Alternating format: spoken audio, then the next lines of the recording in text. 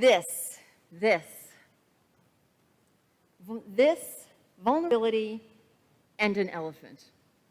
The title of my reflection this morning. It has been 78 weeks since we've been together in this sanctuary.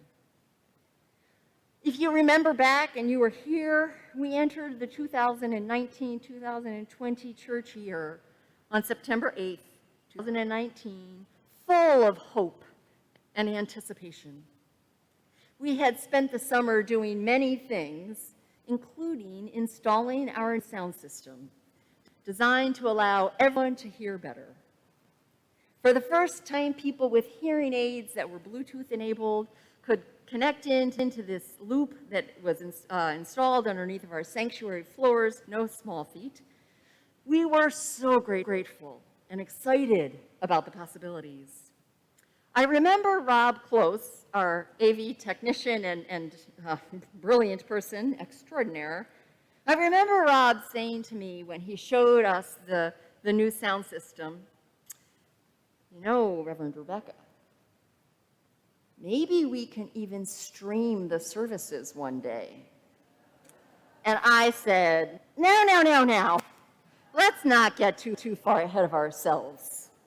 We may stream someday, but let's not be overly ambitious. If only we had known what was to come. None of us could have predicted what was to be the new normal 6 short months. In fact, I've spent half of my time with you as I'm starting my 4th year, half of it virtually. Yeah, wow, I know. So in 6 months after that opening Sunday, we had a new normal. COVID and its accompanying life online. A life that included virtual church, children going to school online, healthcare workers and teachers, now children and teachers in school in masks, here in church in masks. It was a time of healthcare and anything that was less than absolutely urgent being put on hold or happening online. Mental health issues skyrocketing and people unable to get the care they were seeking. In addition, who would have predicted the radical changes and challenges in social unrest, racial tensions, political divides, threats to our democracy, the reality of climate change, the onslaught of devastating hurricanes, storm surges, and wildfires. And now we have the Delta variant. We held our last in-person worship service in this sanctuary on March 8th, 2020.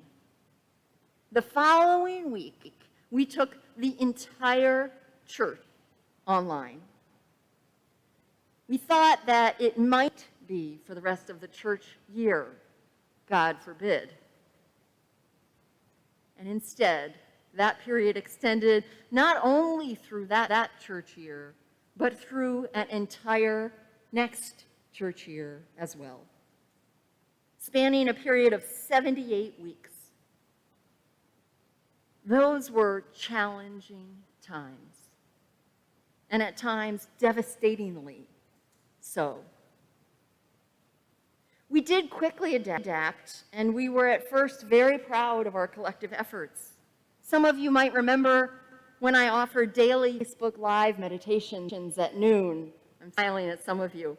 You know I can see you all through I know who you are behind your masks, and I'm really holding it in to not anyway. So I offered daily Facebook Live meditations, right? And then we sent these emails out almost as frequently that were called The Journey. And in them, there would be Zoom links to programs and offerings, some of which are well continuing, as Susan Cooper and Julie offer.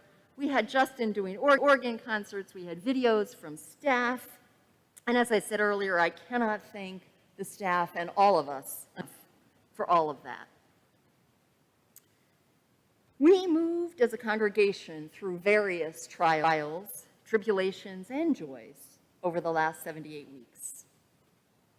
We lost parishioners who died during this time, including our beloved and esteemed Minister Emeritus, Reverend Bert Steeves. And we began holding those memorial services just at the end of August. We grieved not being together, and we grieved the myriad of personal losses made harder for not being with one another and our families and friends. So too, though, we deepen some friendships, discover new hobbies, learn technology, namely Zoom. Many of us reconnected with old friends or strengthened our relationships with family members, perhaps who lived further away, thanks to that same technology. At church, we met the largest fundraising goal in the history of this congregation: to support our staff, to care for our buildings, and to overcome the loss of rental income. Our beloved congregation, in many ways, grew over the pandemic. We learned not only how to have church online, we welcomed 3 classes of new members, began to gather in small, informal groups, and approved our values, mission, and ends. It was not all easy, however, nor was it all good. As I've said, there were days, and I'm sure you join me, when I wasn't sure I could do it much longer. Perhaps most poignant for me was preaching to an empty sanctuary on Christmas Eve. The novelty of it all fell away pretty quickly, and I missed you dearly. So late this summer, while I was beginning to prepare to return from study leave and vacation, I hit a wall. I hit a wall that was scary at first, but then I realized that all it was telling me is that we couldn't do that any longer. That the way we had done church over the last 18 months, as remarkable as it was over. And it was time for something different. We couldn't do what we had been doing exactly as we had been doing it any longer. It was time for something new. And my dear colleague, the Reverend John Gibbons, gave me language for what I was discerning. He called it this. So he and I were meeting for lunch one day when I was going through this difficult time. And when I walked into where we met, he gave me this stone on which is inscribed a single word: this. His congregation had made these stones up. He was retiring after a very long, beloved, and successful ministry there in Bedford. And as they're thinking, they made stones up that had his sort of sayings on them. He chose the one that he knew I needed: this. And I looked at him and I said, "This? What does that mean?" Well, he looked right at me and he said, "This. Not that, not there, not when, not then. This." I knew what he meant, and I wanted to scream at him. My eyes filled up with tears, which didn't surprise him. And I said, "No. You, dear mentor, were supposed to tell me everything was going to go back to the way it was." And the love in his eyes, as he looked across at me at that table, was palpable. He knows me well. He knows how deeply I care and how much I love ministry, how much I love the church with a capital C, and this church especially. He also knows that I am a tenacious survivor and learned the art of hanging on long ago. It has both served me and at times is a thorn in the side. He knew my magical thinking ran the risk of creeping in, the magical thinking that somehow this was all a dream. somehow it all disappear and be just as it was before. And he was telling me in the most loving way possible to bring my attention, my love, talents, my care to this, what is real today, not yesterday.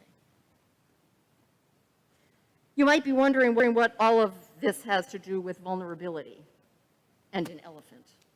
This vulnerability and an elephant. It has to do with vulnerability because to accept this, whatever this is, and I hope you're thinking of your own lives. What's your this right now? To accept this is vulnerable. Life, it is impermanent. Change is inevitable and real and challenging, even when it's desired, and especially when it is thrust upon us. Because change involves loss. And we humans are hardwired, it seems, to do all we can to avoid loss. But this is what we have. This reality that you're living with in every area of your life. This world, as painful and disorientating as it can be. This church online and in person masked. This life with loved ones gone, no longer living in the flesh anyway. Living in this requires being vulnerable. And to do well, it demands that we show up, we stay, and we feel our way through the loss. It requires that we let go of certain ways of doing things and allow dreams that need to adapt to do so. Vulnerability will ensure that we are stripped of our fierce independence and masks of perfection, and that we learn to accept help, to live humbly, aware of our interdependence, and honestly open about our shortcomings. The beauty is that in doing so, we actually find our true selves and each other.